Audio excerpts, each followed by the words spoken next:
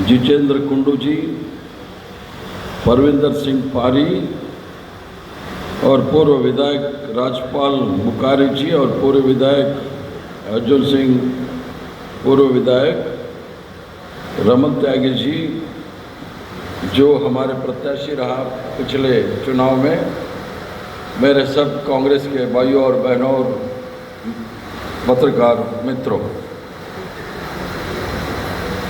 सबसे पहले आप सबको धन्यवाद देता हूं। आज राहुल जी का जन्मदिन पर आप लोग ये कार्यक्रम आयोजन किया है, संगठन सृजन अभियान। ये राहुल गांधी का ही सोच है। आज इतनी संख्या में आके इस कार्यक्रम को सफल किया और राहुल गांधी जी का जन्मदिन भी सार्थक हुआ है आज। सबसे पहले जो संगठन सृजन अभियान राहुल गांधी जी ने, मल्लिकार्जुन खड़गे जी ने, हमारा वर्किंग कमेटी ने शुरुआत करने के लिए सोचा करके आपको सूचना मिला। काफ़ी लोगों ने हर भाषण में आपके सामने रखा है। 11 साल से प्रदेश कांग्रेस कमेटी में पदाधिकारी नहीं है, जिला कांग्रेस कमेटी नहीं है, ब्लॉक कांग्रेस कमेटी नहीं है। इसके मतलब हम सब कांग्रेस नेता है मगर संगठन है कुछ नहीं है। कहीं ना कहीं कमियां है। खासतौर वरुण भाई ने बोल रहा था मैं 16 प्रदेश का प्रभारी रहा, 16 ने 19 प्रदेश का प्रभारी रहा, हरियाणा का भी पहले रहा। कोई प्रदेश में एमएलए 0 है, फिर भी जिला कांग्रेस कमेटी रहता है, मगर इस मजबूती के साथ कांग्रेस है, फिर भी जिला कांग्रेस कमेटी अध्यक्ष नहीं है। ये ताजुब की बात है। तो 2024 में दिसंबर में बेलगाम में हमारा कांग्रेस वर्किंग कमेटी का मीटिंग हुआ। बेलगाम कांग्रेस वर्किंग कमेटी का मीटिंग इसलिए हुआ, महात्मा गांधी जी ने ऑल इंडिया कांग्रेस कमेटी का प्रेसिडेंट हुआ करते थे 100 साल पहले। 1924 से वो ऑल इंडिया कांग्रेस कमेटी का प्रेसिडेंट बना। बाद में 2024 में 100 साल पूरा हुआ है। वो ऑल इंडिया कांग्रेस कमेटी का जो सम्मेलन हुआ था वो बेलगाम में हुआ था। वो महात्मा गांधी का नेतृत्व में हुआ था। वो कर्नाटक में है बेलगाम। वो उधर तय किया है राहुल गांधी जी ने, मल्लिकार्जुन खड़गे जी ने और वर्किंग कमेटी ने 2025 पूरे साल पूरा संगठन के लिए देना है।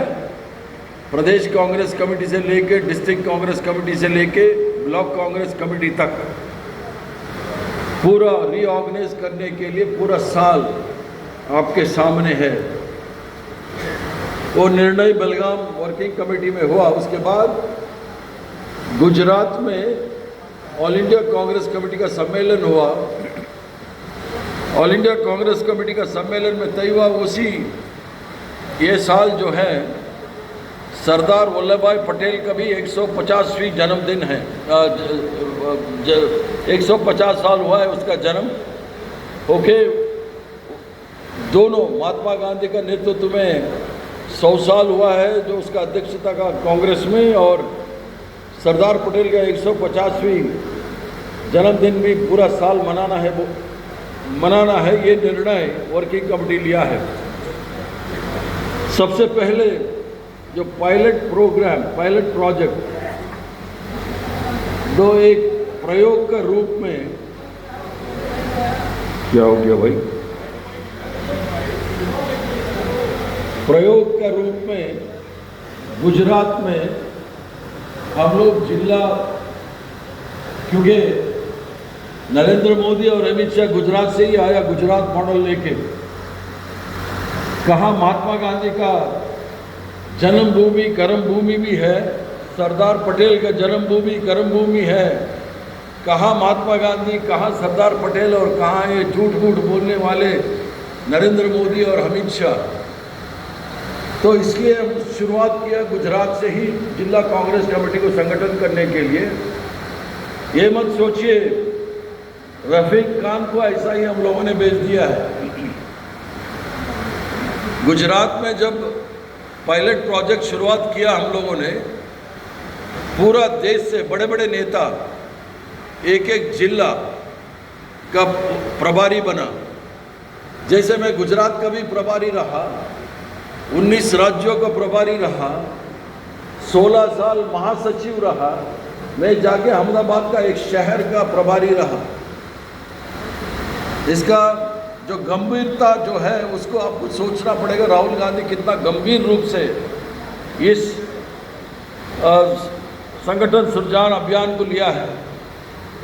हम लोग 1 महीने के अंदर हर जिले में जाके वर्कर्स मीटिंग, उधर जो भी कांग्रेस के नेता है उससे मिलके कौन आदमी बनने से जिला कांग्रेस कमेटी मजबूत होगा, इसको हम लोगों ने प्रोसेस शुरू किया है।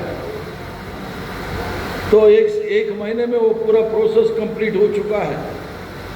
उधर आज 2 बाई इलेक्शन चल रहा है, इसलिए हम लोग डिस्ट्रिक्ट कांग्रेस कमेटी डिक्लेयर नहीं किया है, नहीं तो अब तक डिक्लेयर हो जाता 15 दिन पहले ही।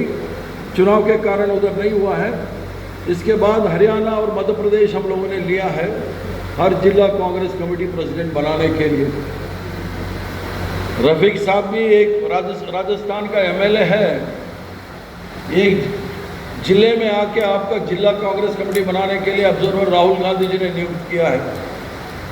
गुजरात का पूर्व प्रदेश कांग्रेस कमेटी के अध्यक्ष, वो भी उधर हमारा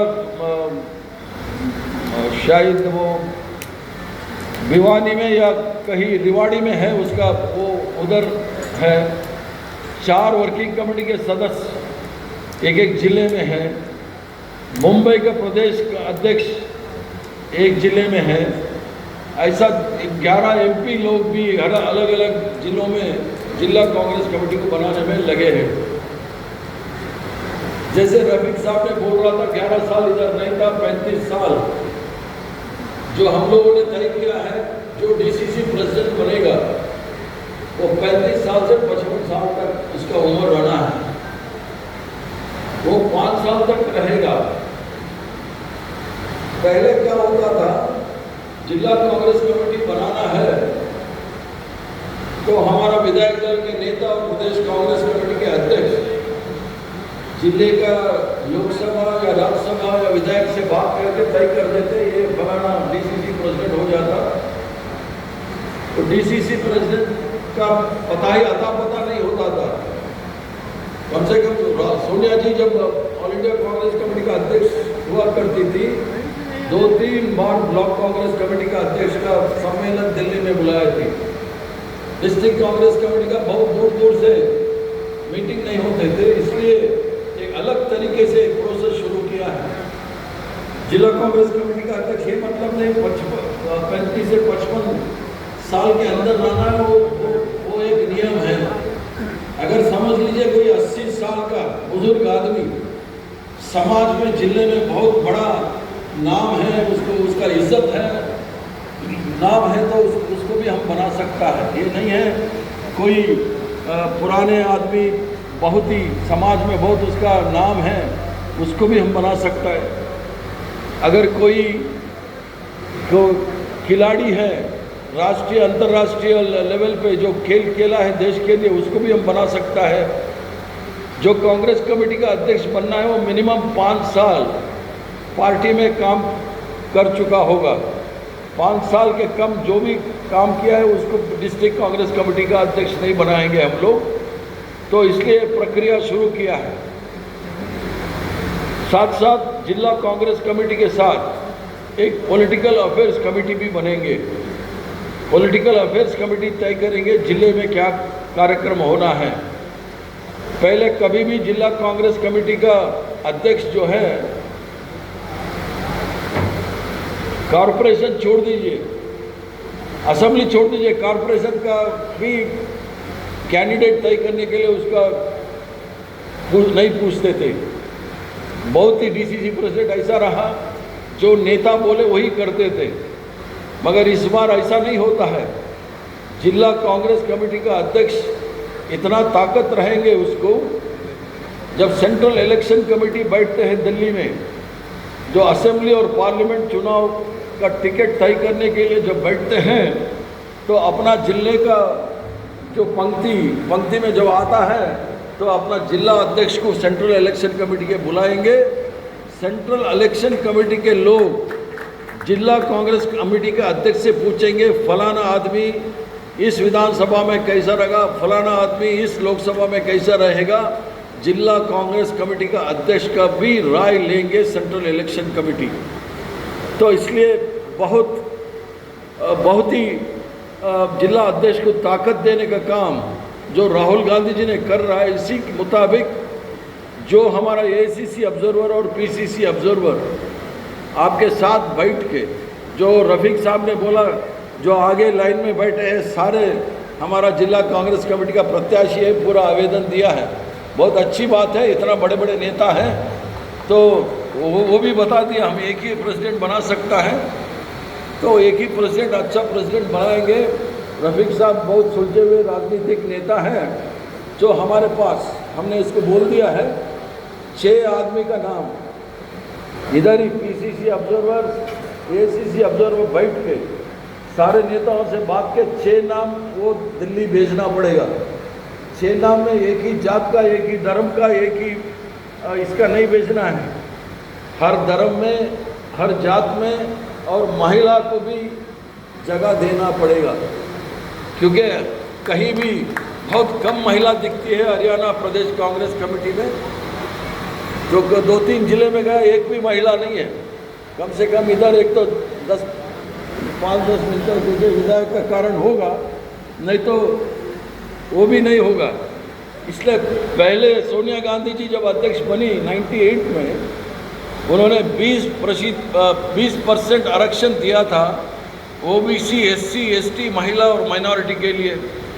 जब राहुल गांधी अध्यक्ष बना, वो ये आरक्षण जो एससी, एसटी, ओबीसी, माइनॉरिटी, महिला मिल के कम से कम 80% रिजर्वेशन हो गया। 33% महिला, 50% जो है ओबीसी, एसटी, एससी और माइनॉरिटी के लिए। तो इसलिए जो ज़माना था 75 साल पहले, ज़माना अलग था।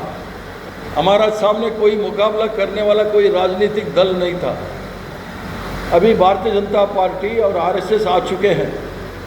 भारतीय जनता पार्टी, जहाँ तक कि भारतीय जनता पार्टी का सवाल है, हमारा कोई एनएसयूआई यूथ कांग्रेस से उसको लड़के भगा देगा। कांग्रेसियों को ये बाएं हाथ का खेल है, मगर असली लड़ाई जो है हमारा कांग्रेस का, जो आरएसएस के खिलाफ है, जो आरएसएस जो आज़ादी के लड़ाई में कहीं नहीं दिखा, जो आरएसएस संविधान के खिलाफ हमेशा बोलते आया, जो आरएसएस 52 साल तक तिरंगा झंडा उसका ऑफिस में नहीं फहराया, आज हमको देशभक्ति सिखाने सामने आ गया है। आरएसएस से पूछ लीजिए, अगर कोई एक आदमी आज़ादी के लड़ाई में अंग्रेज़ों के खिलाफ जो लड़े हैं, कोई एक नाम देने के लिए तैयार नहीं। इसलिए हमारा ही नाम उठाते हैं, सरदार वल्लभ भाई पटेल जी का। तो लड़ाई गंभीर रूप से है। ये जो लड़ाई जो है आरएसएस और बीजेपी के खिलाफ, ये आज़ादी के खिलाफ था। भारत छोड़ो आंदोलन के खूब खिलाफ किया। ऐसा लोग आके आज सत्ता में बैठे हैं। एक एक कदम पे भी जो संविधान को कमज़ोर करने का, तिरंगा झंडे को अपमान करने का, ये सब प्रजातंत्र को ख़त्म करने का काम ये भारतीय जनता पार्टी आरएसएस कर रहा है। इसके खिलाफ लड़ना है तो हर ब्लॉक में लड़ना पड़ेगा, क्योंकि आरएसएस का एक ही काम है, नफ़रत फैलाने के लिए ज़्यादा टाइम नहीं चाहिए।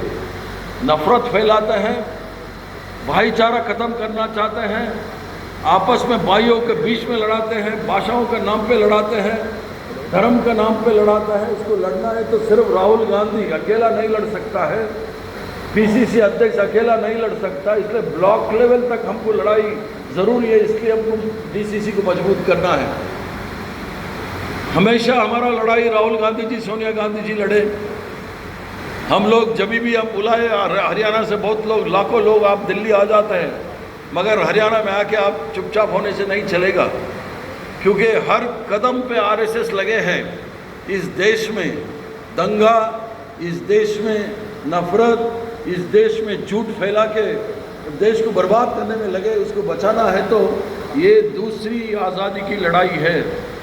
इसलिए राहुल गांधी का निर्णय है, आप लोग जिला और ब्लॉक स्तर पर कांग्रेस को मजबूत करके, जो कांग्रेस का जो सिद्धांत है, महात्मा गांधी का जो सिद्धांत है, सर्वधर्म समभाव, हमारा कोई भेदभाव नहीं है, हम सब भाई है, इसमें कोई भेदभाव नहीं। जात का नाम पे, धर्म का नाम पे, भाषा का नाम पे कोई भेदभाव नहीं है।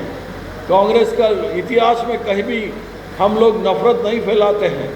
तो इसलिए राहुल गांधी जब 10,000 किलोमीटर पूरा देश में पदयात्रा किया, उन्होंने खुद देख लिया क्या स्थिति है देश में। एक तरफ जो नीचे तबके के लोग, एक तो भय का वातावरण है, और अल्पसंख्यकों में तो जो एक नफरत फैलाने का कोशिश आरएसएस के तहत किया, उसको देख चुका है राहुल गांधी। इसलिए राहुल गांधी अकेला लड़ने से नहीं होगा। राहुल गांधी चाहते हैं वो लोग, आप सब उसके साथ कदम से कदम मिला के संविधान को बचाना है, प्रजातंत्र को बचाना है, तिरंगे को बचाना है और भाईचारे को बचाना है। इसलिए आपका सहयोग चाहते हैं। इसलिए पूरा देश से, एक राजस्थान से रफीक साहब हो सकता है आपका पड़ोसी, तमिलनाडु से, आंध्रा से, बिहार से, हर जगह से इधर ऑब्जर्वर है एआईसीसी का, सब आके आपके बीच में इसलिए काम कर रहा है। तो एक मजबूत संगठन बनाने के लिए, सिर्फ संगठन एमएलए एमपी बनाने के लिए नहीं है, इस देश को बचाने के लिए भी संगठन का ज़रूरी है। इसलिए संगठन को मजबूत बनाने के लिए आपका सहयोग चाहिए, इसलिए हम लोग सब इधर आए हैं। इसलिए मेरा अनुरोध है आपसे, कितने भी आप दावेदारी करिए, कोई किसी को इतराज़ नहीं है। आप किसी का गुट में भी रहिए, कोई इतराज़ नहीं है। हमेशा वो गुटबाजी में हम लोग ख़त्म हो चुके हैं। अभी भी आप रहिए, कोई मेरा इतराज़ नहीं है। मगर कांग्रेस का काम करना है तो सब एक होकर काम करना है। अगर कोई नहीं करना है तो आप घर बैठ सकता है। इन्हीं शब्दों के साथ मेरा वाणी को विराम देता हूँ। आप सब राहुल जी का जन्मदिन पे इधर आके कार्यक्रम को सफल किया, इसके लिए आप सबको धन्यवाद देते हुए मेरा वाणी को विराम देता हूँ। जय हिंद, नमस्कार।